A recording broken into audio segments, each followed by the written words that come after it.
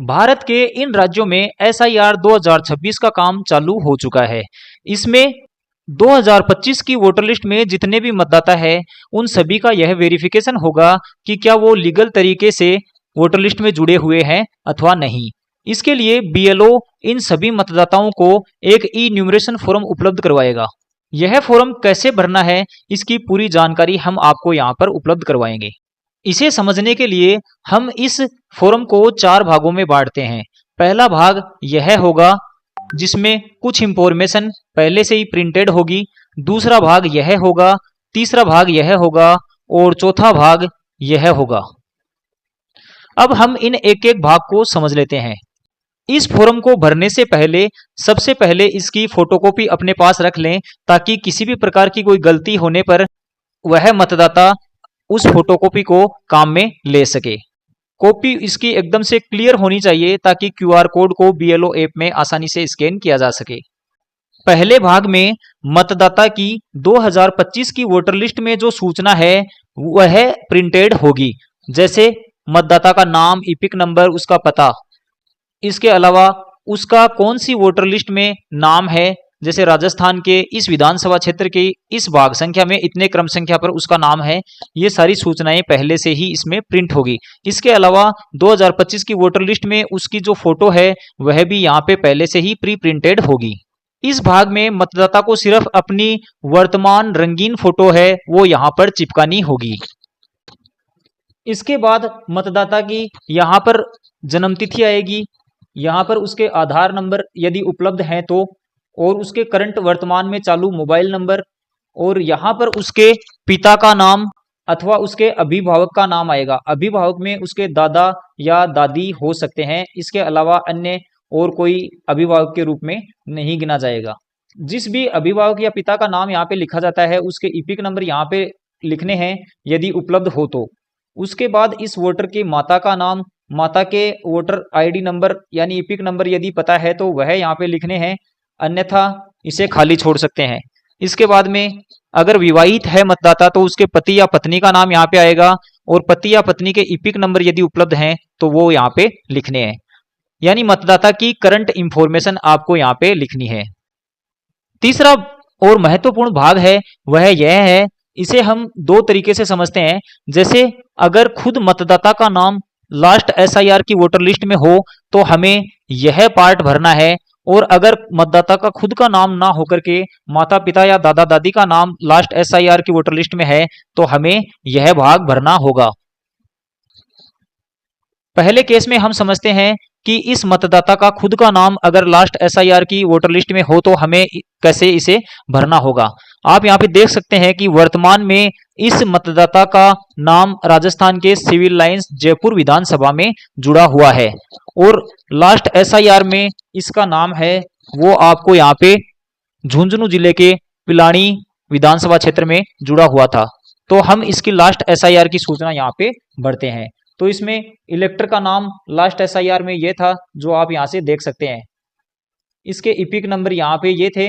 इसके रिलेटिव का नाम लास्ट एसआईआर में जो था वो लिख दिया है, और इस इलेक्टर के साथ स्वयं का संबंध है तो यहाँ पे स्वयं लिख दिया। बाकी अन्य जगह माता पिता या दादा दादी का संबंध लिखा जाएगा।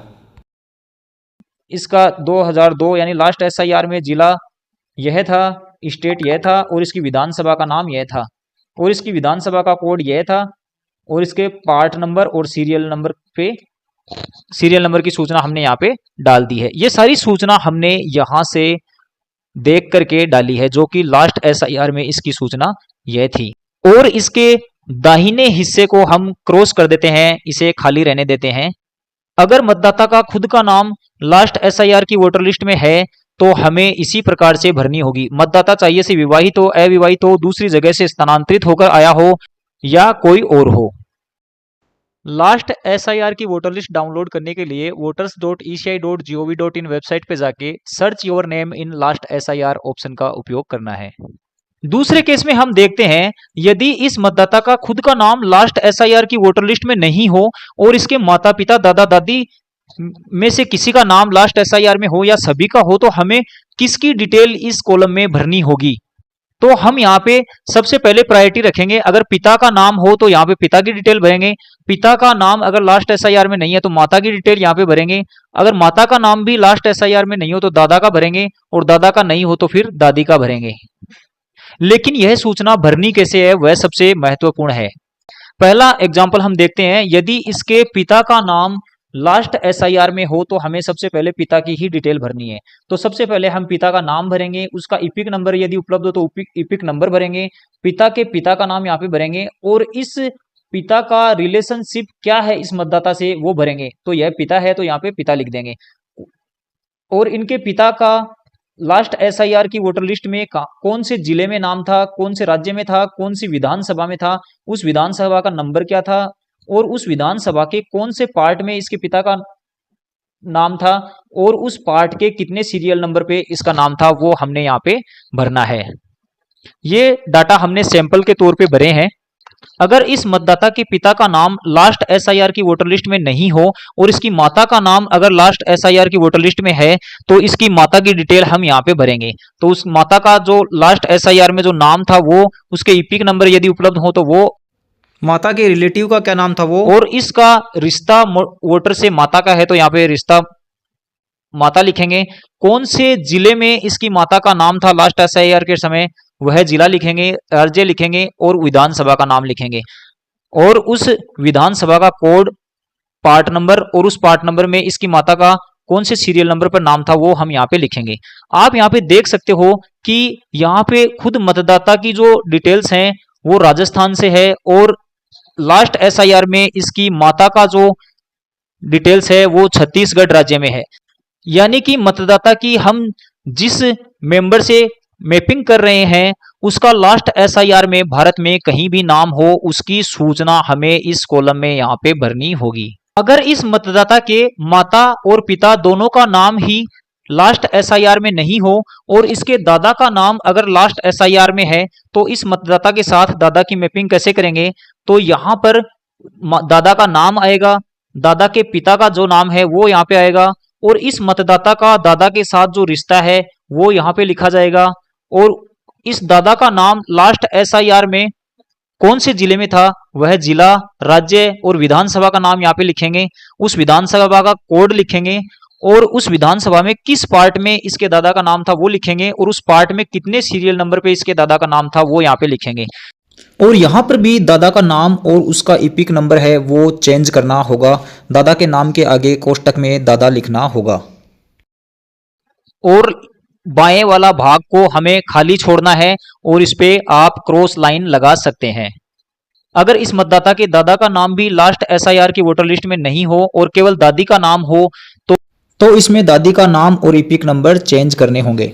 लास्ट एसआईआर में जो दादी की डिटेल्स थी वो सारी हमें यहाँ पे लिखनी होगी और बाएं भाग में क्रॉस करना है और इसे खाली छोड़ना है। अगर मतदाता का खुद का नाम, माता पिता, दादा दादी किसी का भी नाम लास्ट एसआईआर की वोटर लिस्ट में नहीं हो तो आपके पास में संबंधित निर्वाचक रजिस्ट्रीकरण अधिकारी के द्वारा नोटिस दिया जाएगा और आप द्वारा निर्धारित समयावधि में उस नोटिस का जवाब देना होगा, और आपको इनमें से कोई दस्तावेज संबंधित अधिकारी के सामने प्रस्तुत करने होंगे। तीनों भाग भरे जाने के बाद में हम चौथे भाग की तरफ आएंगे। चौथे भाग में यहां पर उस मतदाता के खुद के साइन होंगे। अगर मतदाता खुद नहीं है तो परिवार का कोई भी एडल्ट सदस्य है वो यहाँ पे अपने साइन करेगा या अंगूठे का निशान लगाएगा और तारीख लगाएगा। उसके बाद में नीचे बीएलओ के साइन होंगे। यह फॉर्म 2 प्रतियों में भरा जाएगा। एक प्रति खुद मतदाता को बीएलओ के द्वारा दी जाएगी और दूसरी प्रति है वो बीएलओ खुद अपने साथ लेकर जाएंगे। इस फॉर्म के साथ आपको बीएलओ को कोई भी दस्तावेज नहीं देने हैं। इस परिगणना प्रपत्र को आप ऑनलाइन भी भर सकते हैं, जिसका वीडियो हमने डिस्क्रिप्शन में दे दिया है। वहां से आप देख सकते हैं कि इस परिगणना प्रपत्र को ऑनलाइन कैसे भर सकते हो। फिर आपको इसे ऑफलाइन तरीके से सबमिट करने की आवश्यकता नहीं रहेगी।